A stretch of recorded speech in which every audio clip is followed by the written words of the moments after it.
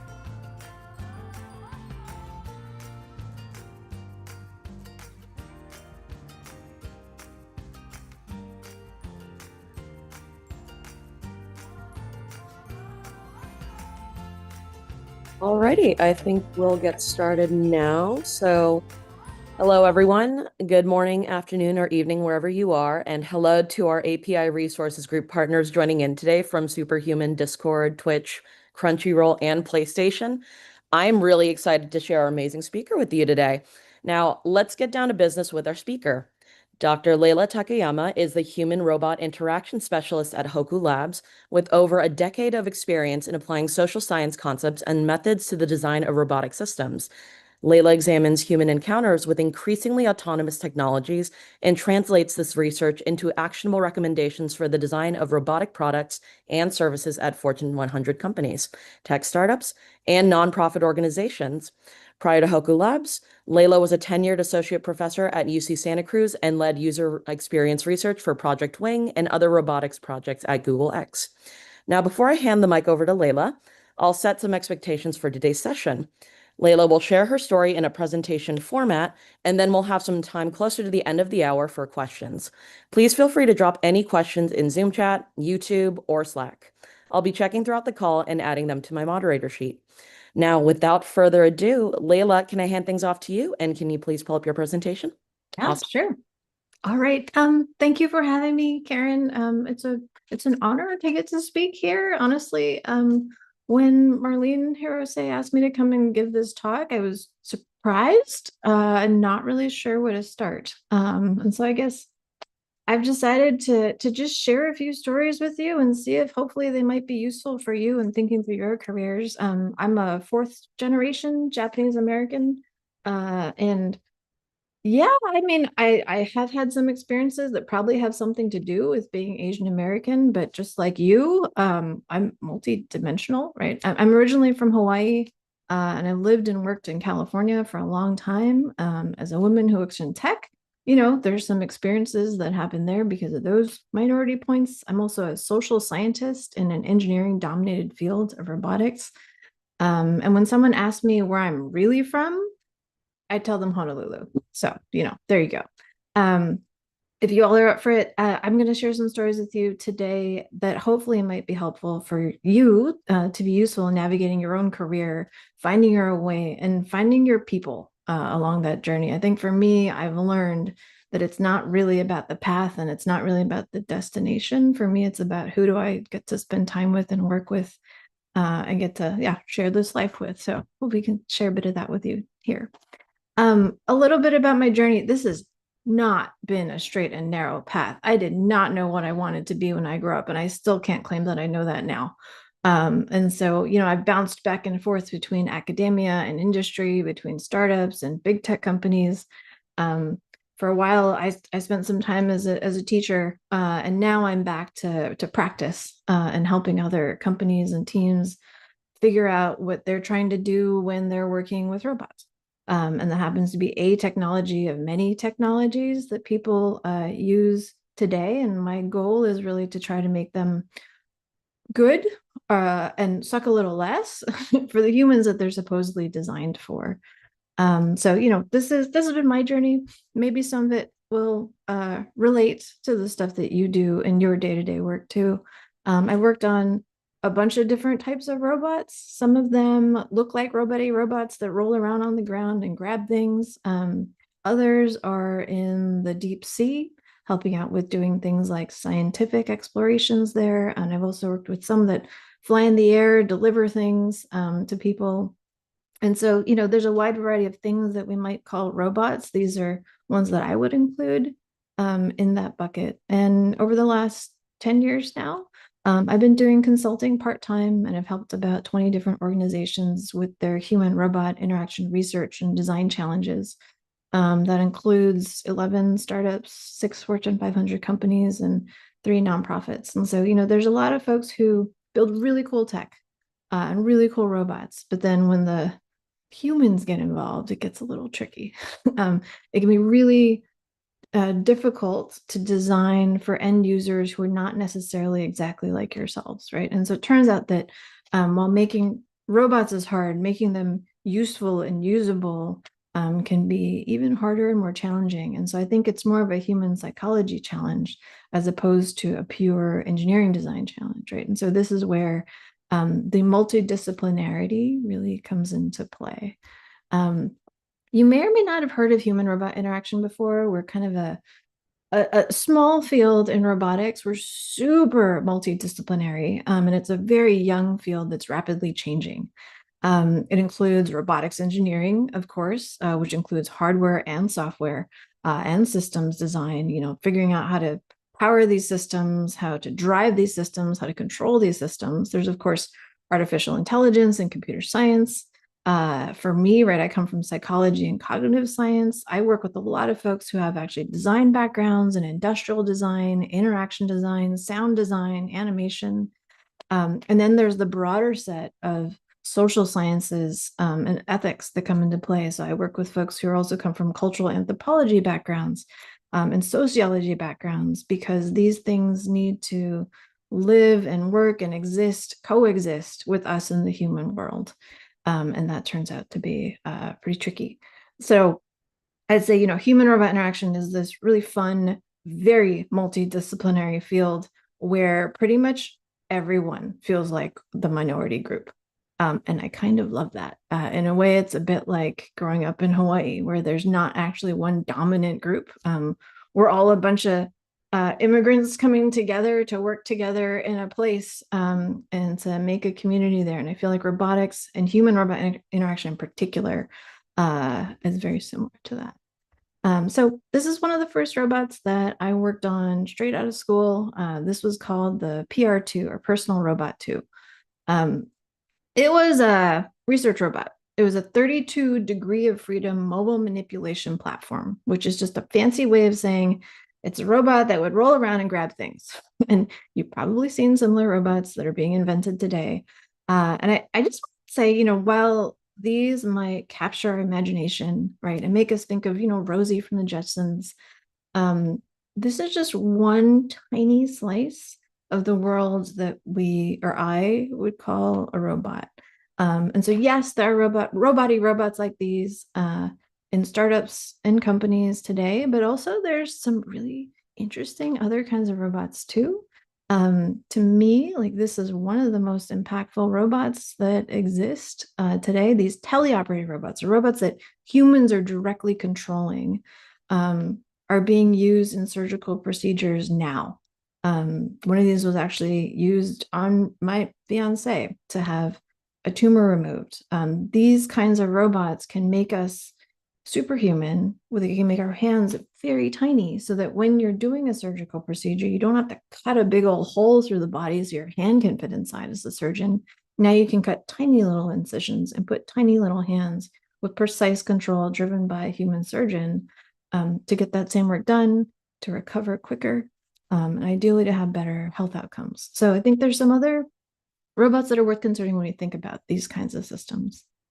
Also, there's really cool robots that make us superhuman in other ways. They get us to planets and places where our bodies wouldn't survive, right? And so the Mars rovers are an example of supervisory controlled robots, meaning that they have autonomy on board. They can, if you tell the robot, like, drive over there, it will drive over there and figure out how to not fall off the cliff, right? Or roll over. And so they are autonomous, but they take commands from humans at mission control, right? And there's other robots like this that are also used in the deep sea, for example, not only in outer space, also in like mining operations and places on terrestrial Earth. And I think this is where things get really interesting, where the humans are in control, but the robots are also making some decisions, and we need to figure out how to work together to get that work done effectively. Also, this one, super interesting to me. There's places where we literally share control in real time with these robots. This is a robot out of a company called Cascanation that it does cochlear implant surgery. And so these are for people who are probably born with a hearing impairment, and they're inserting an actuator actually into the ear.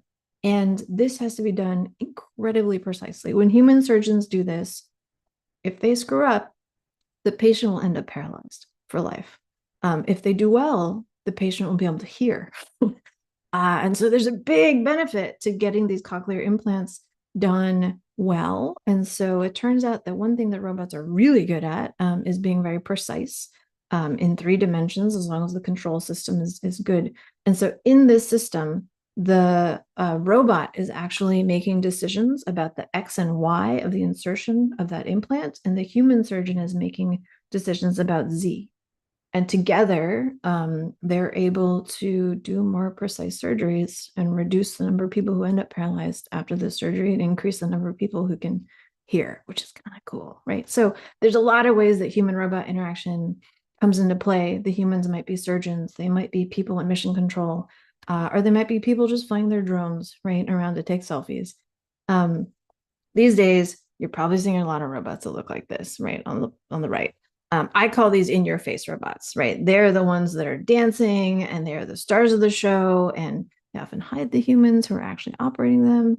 And I think there's another, to me, more interesting set of robots that are the ones on the left, that are the ones that are more invisible in use.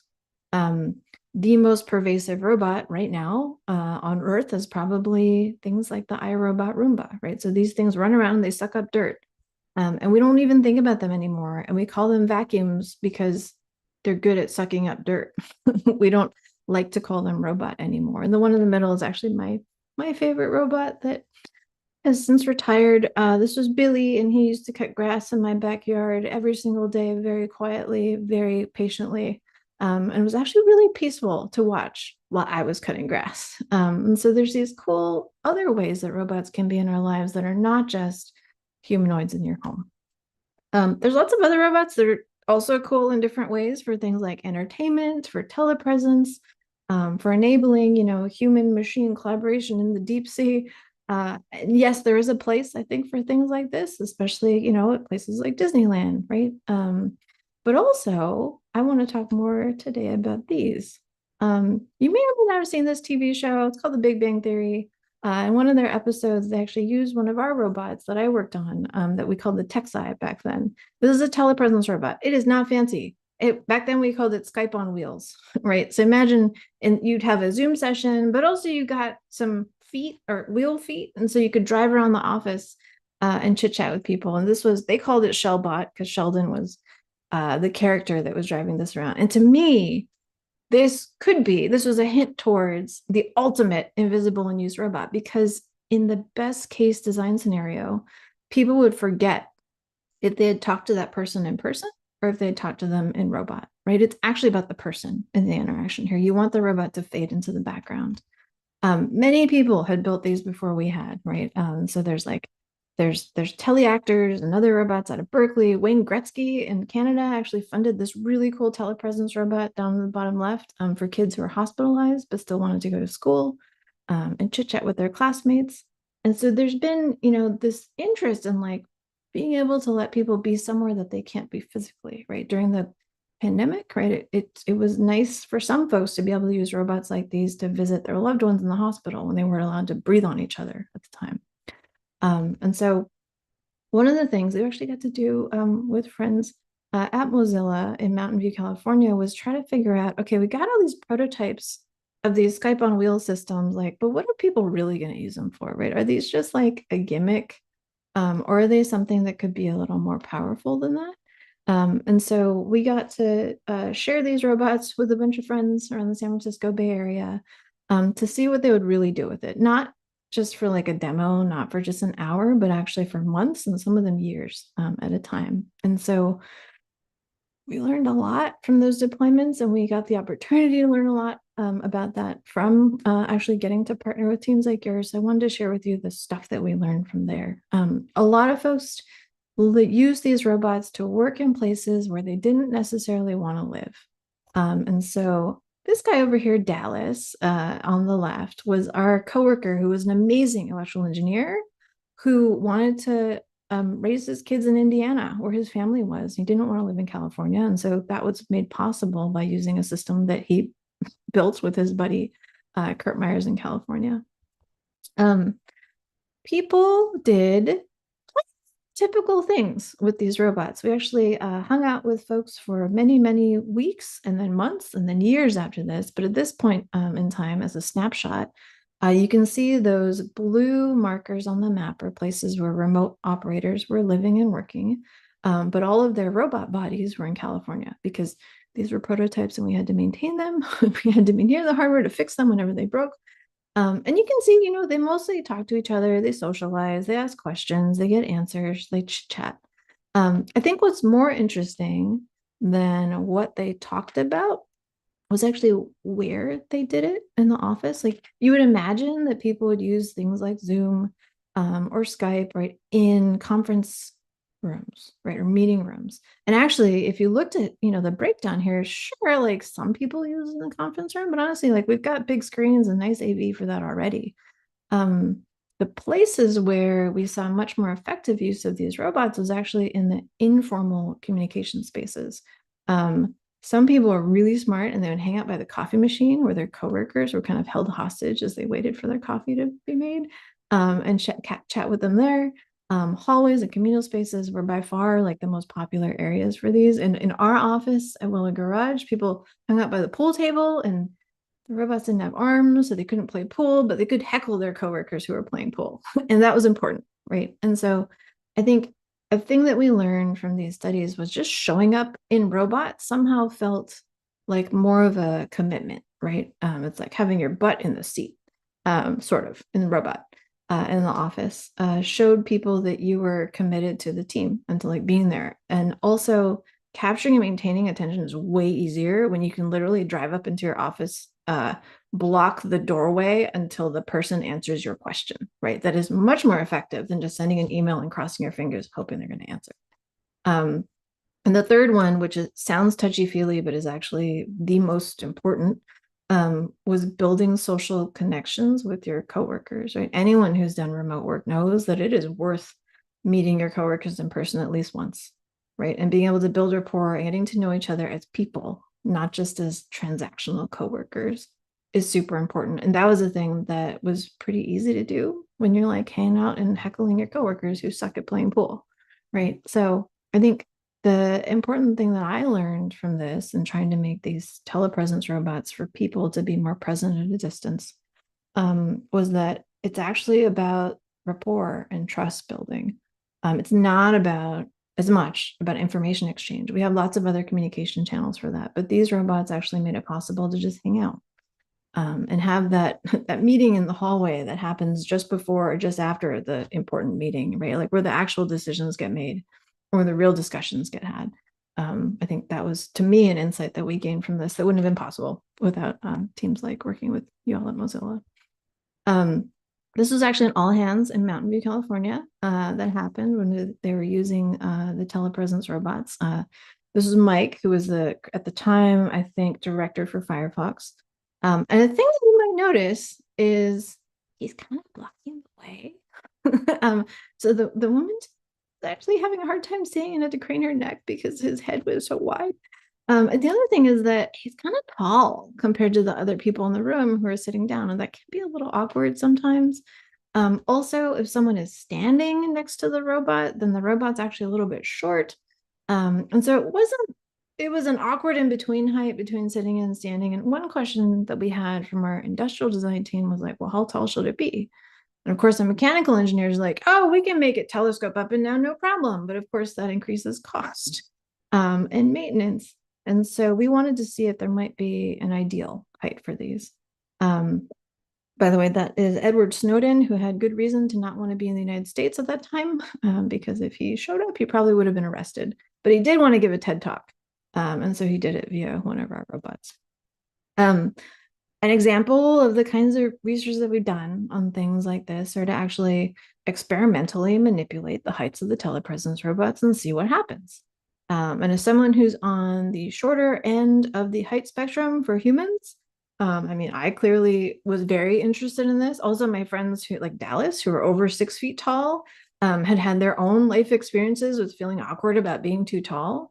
And I think we got a bunch of interesting insights from here that actually changed the way that we use the robots in the future. So in this study, we had a short robot and a tall robot. Participants came into the lab and they interacted with a confederate or a fake participant. to do this task in which you do a collaborative decision-making activity. This is used a lot in psychology and social science experiments. You give them a scenario, you tell them like, your bus has crashed in the desert. You need to rank these items in terms of their importance for your survival. And the thing I love about this task is we know that we should know how to survive. That is a useful thing to have knowledge about. And we are very confident in our answers, but we are usually wrong. And so it's a really fun experimental task to use. And we do give them the correct answers according to survival experts at the end. So one thing that we do is we have them read the scenario and write down their answer individually. So we know what they think on their own. Then we have them talk with the person via the telepresence robot and debate and discuss. And then they write down their final answer. So then you can actually measure like how much did their partner persuade them to change their answer? And how much did they actually agree at the end of that discussion, right? So it's kind of a proxy for a deliberation in the office place. And the thing that was interesting here was when we gave them the role of being a leader as opposed to a direct report, people disagreed a lot when they had a shorter boss, which sucks, but is consistent with the psychological literature. And so what's really interesting here is like, even though we know rationally that the person is not actually taller or shorter, it's just that their robot is taller or shorter, it's still affecting the way that they interact with each other and how much they disagree with each other. The other thing that was interesting here was that people preferred, they felt better about how they performed, and they actually spent more time talking and engaging when the robot was shorter than them. And so depending on what your design goals are, right, if you want people to feel good about the interaction and participate, it's better for the robot to be shorter than them. But if you want to have more agreements between them, it might be better if a person in a leadership role has a slightly taller robot. So there's a lot of these nuances that we know about from social psych that actually end up applying to these telepresence robots too, even though, again, we rationally know that it's just a machine, right, that they're using. It's like putting the screen in the conference room really high or really low, same thing. I will say, there are some things that are so obvious that you don't need to run an experiment to get an answer to. And this is one of them. We had some executives come from a very large tech company to visit our little startup. It's because they wanted to use some of our telepresence robots, right? These are people who are like jet setting all over the world all the time. They have to be at board meetings and talk with their reports. And this one exec was like, these robots seem pretty cool. They're kind of short. And also, like, I need a bigger head. And he was like, give me like the biggest screen that you got, because I need to be present in that room and it needs to feel like I'm there.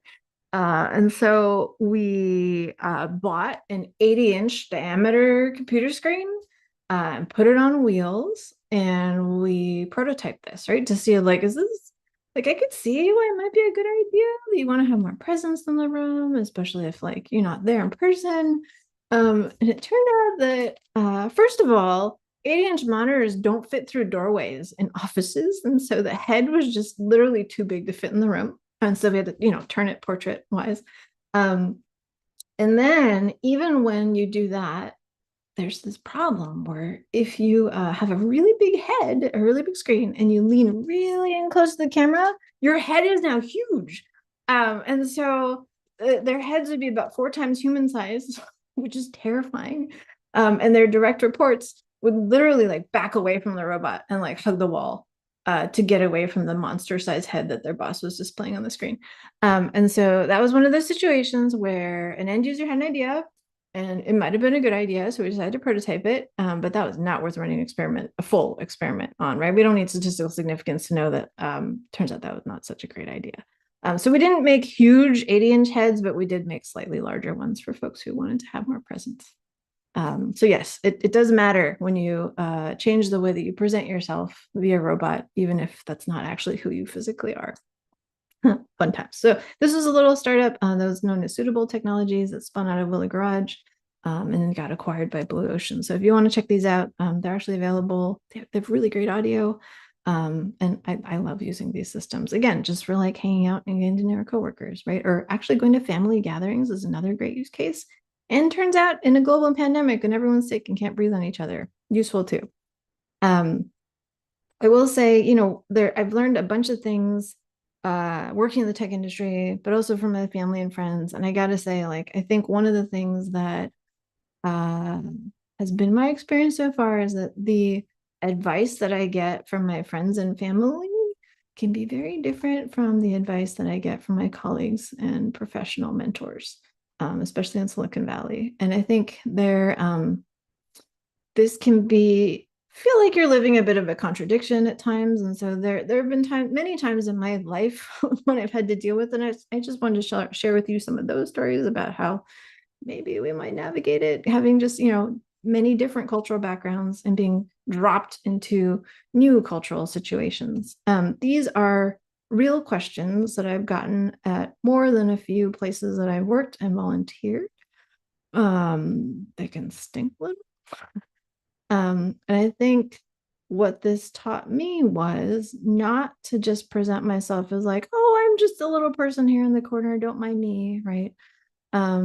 I'm not going to go in bragging, but there are times when like you kind of got to put your credentials on that card and give it to people, especially if they're treating you like, oh, little girl, you don't know what you're talking about, right?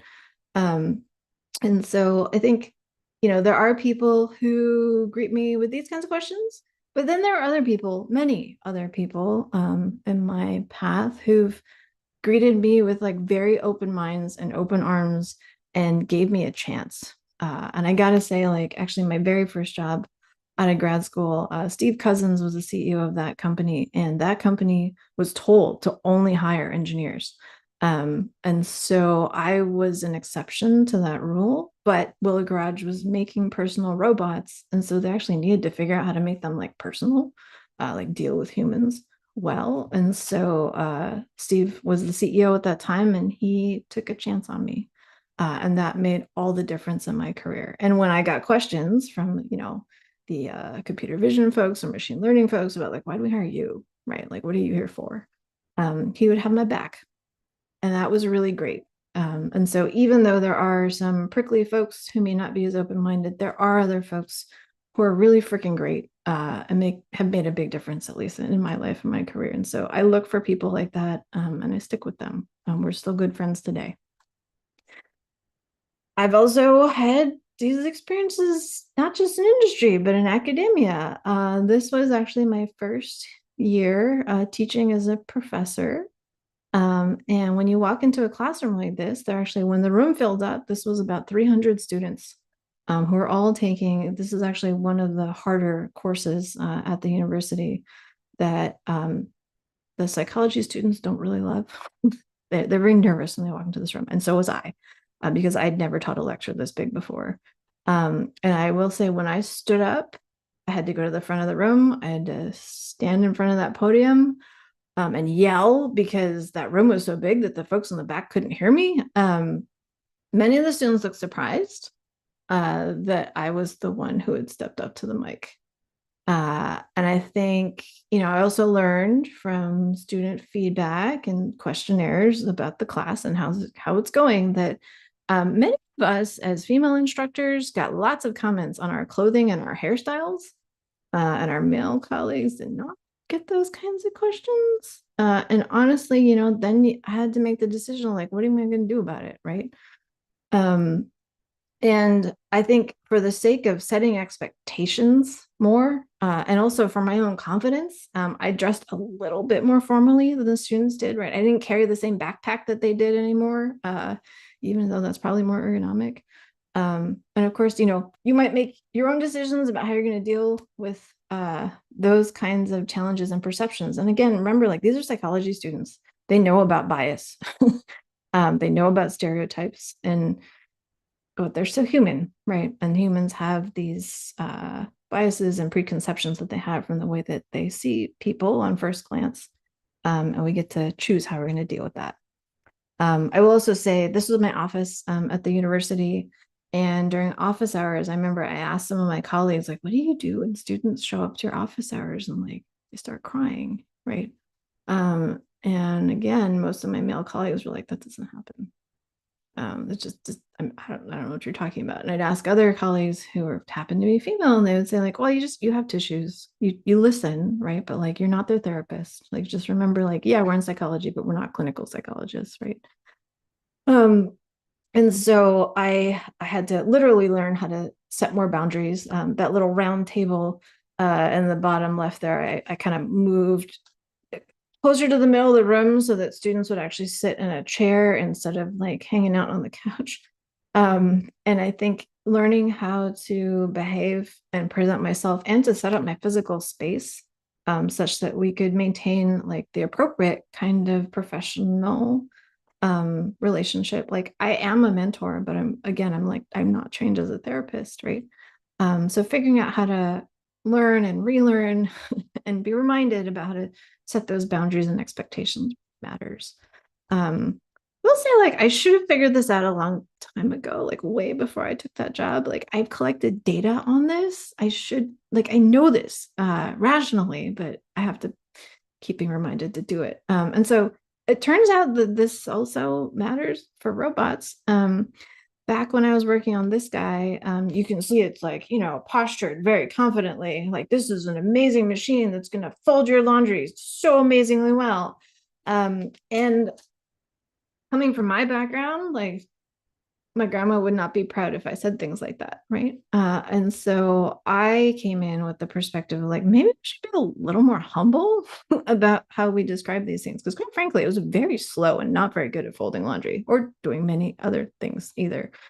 So I decided to throw some data at it and see what happens. So in this experiment, my colleague Steffi Pepke and I ran a study where we gave people some real consumer robots, and we either set their expectations high by saying this robot has many people sensing interactive capabilities, or they were in the other half of people randomly assigned to the condition where we said this robot does not have many people sensing or interactive capabilities.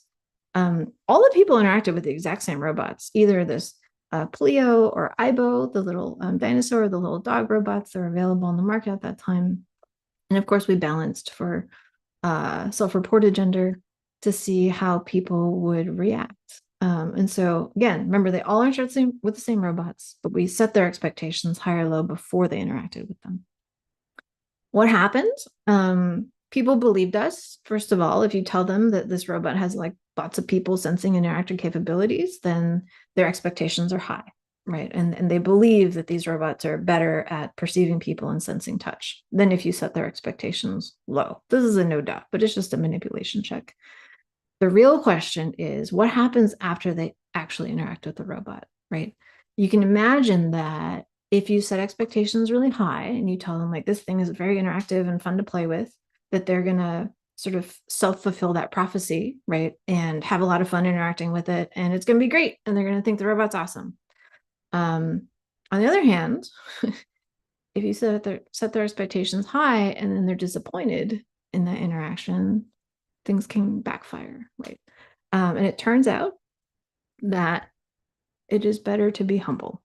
When you let people actually interact with the robot, it is better for their expectations to be set low, so that when they interact with the robot, they're more forgiving of it. And they look out for that robot a little bit more. They would actually catch it before it fell off the end of the table if you set expectations low. That didn't happen if you set expectations high. And at the end of the day, after they've had that full interaction, you ask them, how did it go? They think the robot's smarter when you set expectations low, right? And so I think this is an example of, the reminder of like, don't overpromise. Whatever you do, underpromise and overdeliver, right? It's all about the actions and the interactions, and getting it done in the way that you promised that you were going to get it done, right? So if your robot's not totally awesome, don't say that it's totally awesome. Set expectations a little bit lower, ideally just right if you can, but if you have to skew one way or the other, go low. Yeah, these days, I actually work with a robot that is setting expectations low through its form and behavior. This is a robot called Carter that doesn't look like a robot, right? Like, I mean, yes, robot-y robot looks like it's going to run around and do crazy things, all the things. This robot here, the push cart, looks like a push cart. but it actually does a heck of a lot more than just behave like a push cart. This one actually can run around autonomously. It can help you to find stuff in the warehouse, and provide lots of supports. It can make really heavy payloads feel light. But because it is unassuming in its form and it's familiar in its form, we use the visual and physical design of that robot to, again, set expectations low and then beat them, right? So that people actually can experience the value for themselves and appreciate it. One more contradiction that has come up a bunch, at least in my life, has been, this advice of like, don't make waves, just keep quiet, versus like, no, you got to say something, right? And I think this can be an unfortunately common experience that leaves me, quite frankly, feeling kind of torn. One experience that I had in my work was actually on this project. I worked on Google Glass back in the day, and it was tough in those days. We all had to wear the Google Glass unit so that we would dog food it, right? And like see what it's really like. And one of the problems that I had was like, it just kind of kept falling down my face. And I thought like, well, maybe it just wasn't designed for me. I don't really know. But then one day I was sitting in the lunchroom, and a friend of mine who happened to be Chinese American came up to me and was like, "Does your glass stay up on your face?" And then it's like, I told her, "No, but that's just because I have like kind of a flat nose." And she's like, "All of us do. All of the Asian Americans on our team had this thing dropping down here, and then we can't see the screen." And I didn't know it about it at the time because, I wasn't that kind of scientist, but it turns out like those of us with low nose bridges, this stuff wasn't going to work for, right? Like Google Glass was designed to be a single form that would fit everyone. Turns out it only fit people with high nose bridges. And that was a problem. And I didn't realize that it was actually this pervasive of a problem until my designer friend asked me about it. And that gave us the ability to band together and raise the issue with our industrial design team, saying like, "Hey guys, this thing's not working." And it's not that we have broken faces, it's that this actually needs to fit a broader diversity of faces if you want to hit the market that you really want to hit. There's a reason why opticians have so many different kinds of glasses, right? With like different interpupillary distances.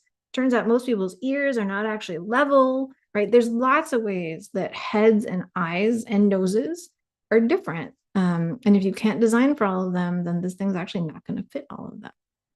And so I think, that particular friend is awesome. And I love her for having, broached the question, because honestly, like I wasn't going to say anything if it was just going to be me. So it's nice to have people like that to get to work with. I will say more broadly, we saw more issues with this thing, right? I don't know if you all remember, but there was a term called the glass hole, because people did not like having these cameras, especially in places like restaurants and public spaces where people have more of an expectation of some privacy, right? And there were microphones on these systems, so they could also record. These days, it's not that much different with the Meta Ray-Bans, right? And so I think this is just part of the broader note that social norms and culture matter, and so do the bystanders, not just the people that we're designing for, right? Like the person that's got the glasses on, but also the people around them, right? And how do these technologies affect those folks? Robots have the exact same issue. This is a really cool robot that's actually used at places like UC San Francisco. That's called the Athon Tug, and it's used for moving around hospital goods, right? Sometimes the linen, sometimes meds. And there's a lot of things where like, yeah, you could hire a runner to do it, but actually this is it's better use of people's time to spend time with patients than like schlepping stuff around the hospital. But if these robots don't obey the unofficial rules of the road in the hospital, or, for other robots on the sidewalk, they will get hijacked. People will find ways to accidentally shut them off and shove them aside, or worse. I've also seen other warehouse robots that get in people's way, and those get shoved off of loading docks. And so, it sounds like, again, like a touchy-feely thing that these social norms matter, but like for real, if you don't actually build these systems to obey those unofficial rules of the road and to fit in to a culture and a community, they will not survive contact with the real world. And so, the humans matter. I've also, worked on drones, and boy, yes, we have had people point shotguns at our drones when we were doing field testing. Because if you live, say, in a rural part of the US or Australia, and now you've got some like random tech company's drone with cameras flying over your private property, that can be not cool, right? And people will do something about that if you don't actually engage with them and do the participatory design and community engagement that can be so important for deploying new technologies like these, right? I mean, I've also worked with amazing teams at places like Zipline, where they're using drones to deliver blood to hospital clinics that can't get them fast enough for their patients there. And it is actually faster and better to get them by drone than by truck, because the trucks won't make it on time to save that patient. And so, there are good reasons to use drones that are not just selfies, right?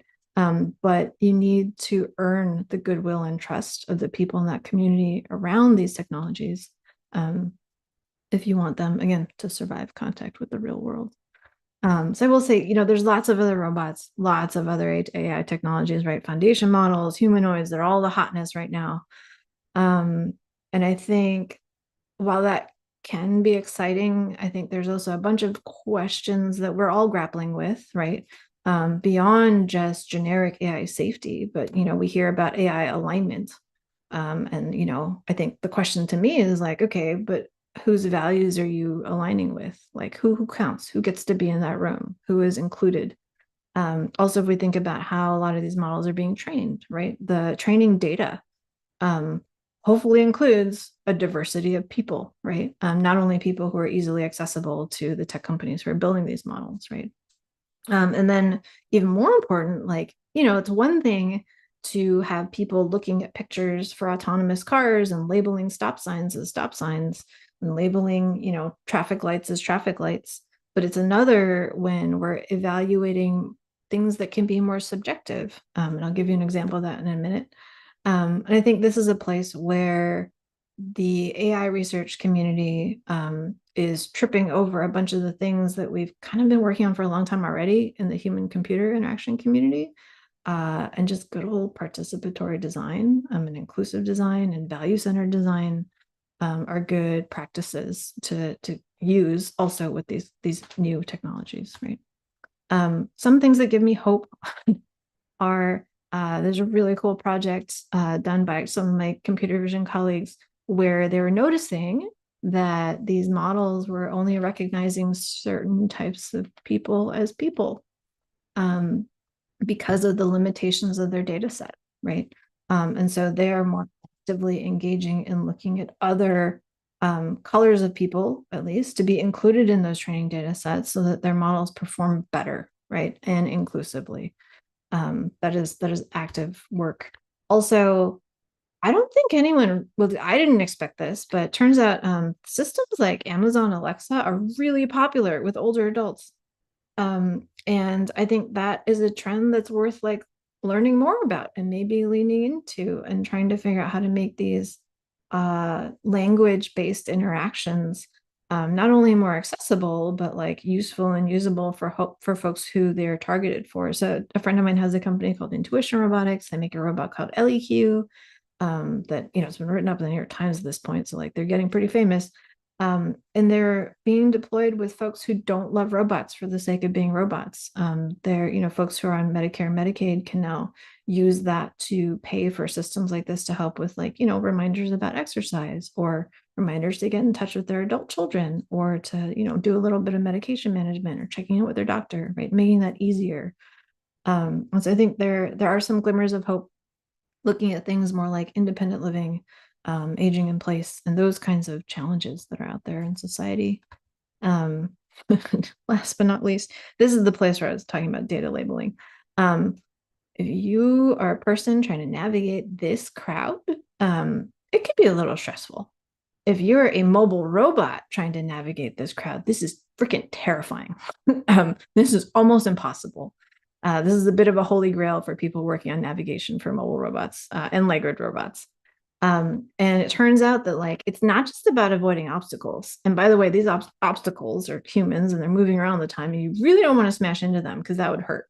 And by the way, depending on where you are in the world, the amount of space that you need to give people is going to be different.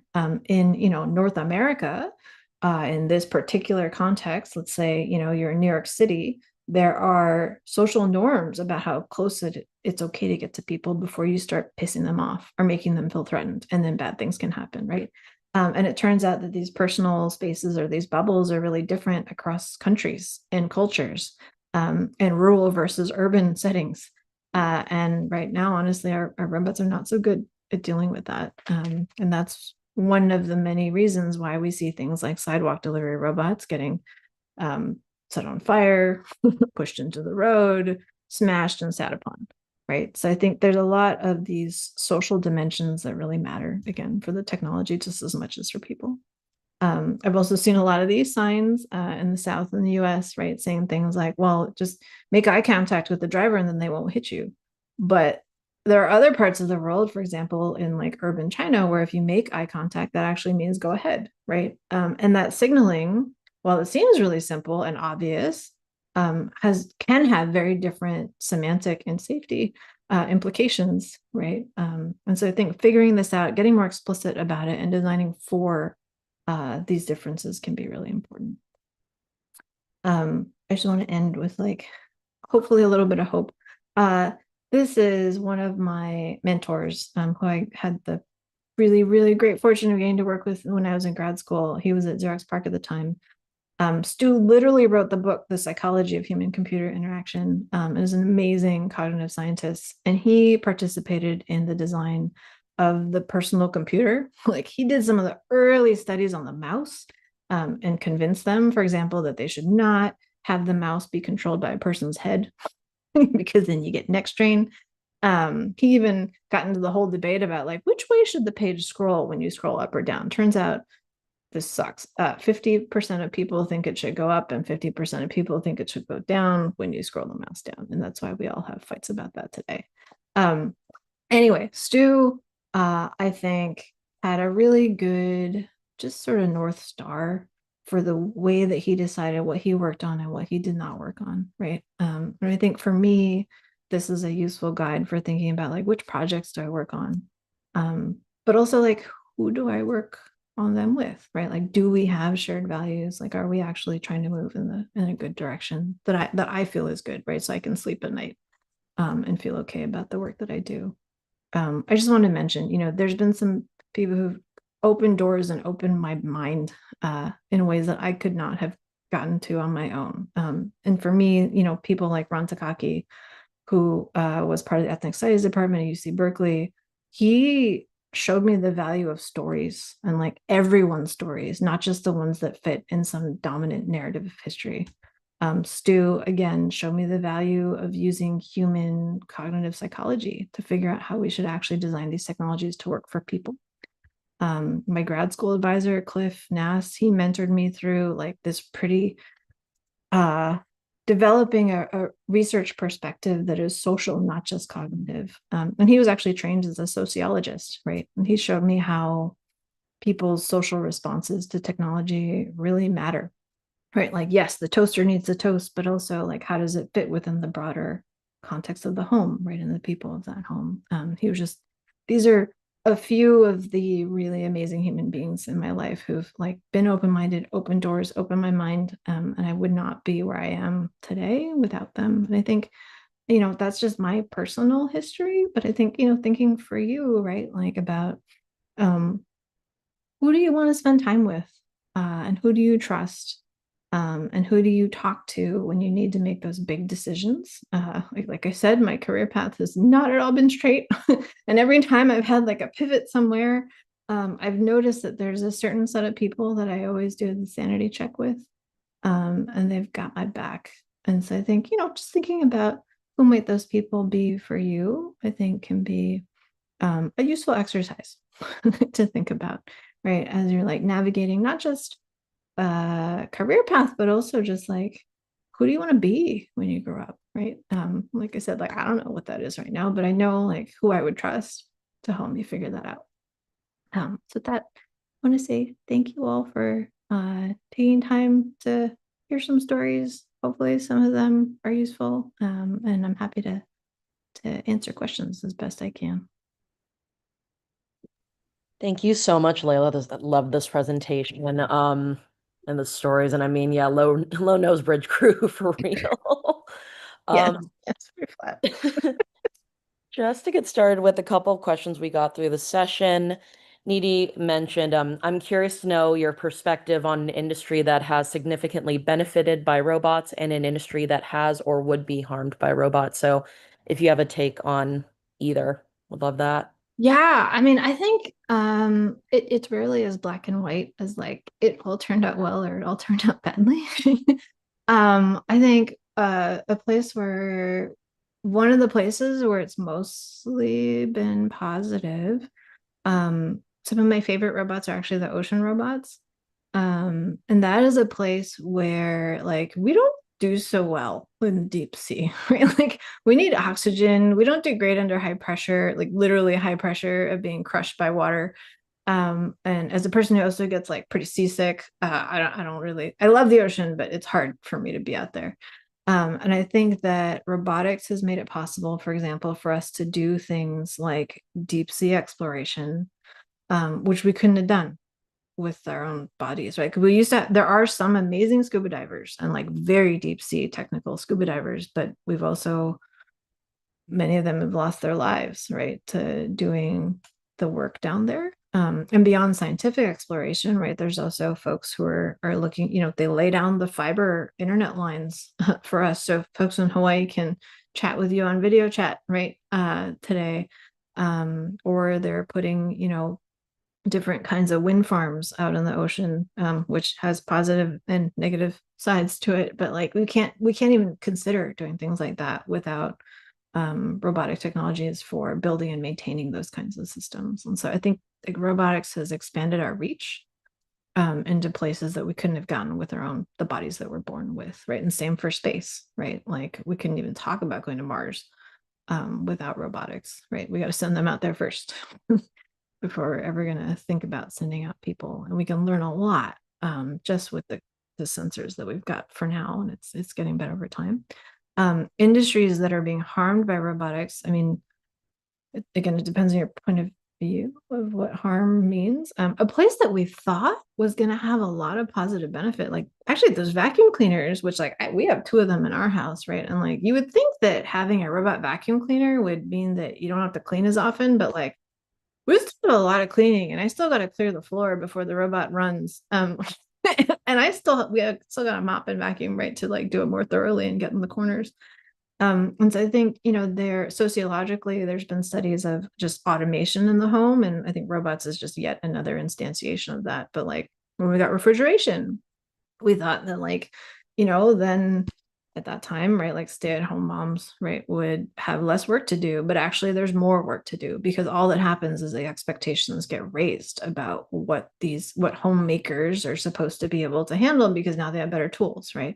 There's a really good book called More Work for Mother that's about this, right? And I think robots aren't in there yet because that was not the time period that they're looking at, but I think automation technologies in general, like we keep thinking that they're going to make our lives easier, but sometimes they end up making them harder because the bar gets raised for what's expected of us now that we have these tools. I think one of the most hot topics in robotics is robotics being used for warfare, right? And each of us has our own white line that we're not willing to cross when it comes to robots for defense. But, you know, Ukrainians are using drones right now, and so are the Russians, right? Every country is actively exploring and many using robotics for war too. Yeah, that one is super complicated. I think Wired for War is my favorite book on that topic by Peter Singer, and he's looked at things like the drone pilots who drop bombs via drone on, you know, on enemy territory. They actually have worse PTSD than the pilots who have to fly the planes themselves, because they drop bombs during the day and then they go home and have dinner with their kids, and then they rinse and repeat, right? And that contrast is just, it's too much for humans to handle. Yeah, it's complicated. These are not neutral technologies, and it really depends on like what you're using it for and for whom. Thank you for the nuanced response. Among the pre-populated questions, the next one is from Dan.